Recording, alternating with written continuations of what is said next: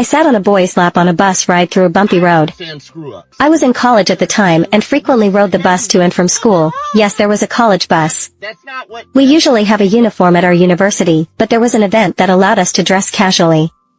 I was riding home from school when I realized there were no more seats on the bus. I was really tired at this point and just wanted to sit down.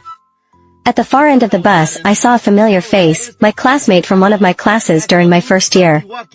I walked up to him and said hello. He was kinda a nerdy guy who I found pretty cute.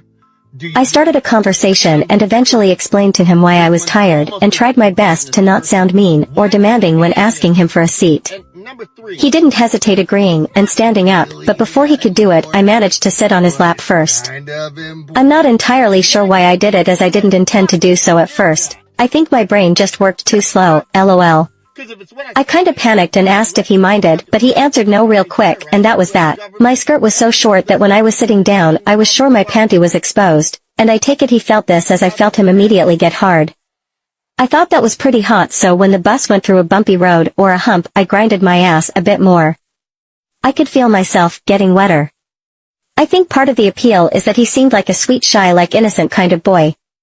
Since the road was bumpy, he held onto the handle on the chair at the front of us with both hands, so he ended up squeezing my boobs together, which was also kinda hot. I started grinding harder on the bumpy road, which I think prompted him to stick out his thumbs, while holding the handle, so he was able to get handsy with my melons, but in a not-so-obvious way.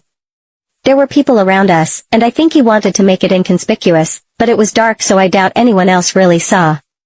Since he was barely touching my melons, it felt like the ultimate tease. It was so hot, and my brain was so tired.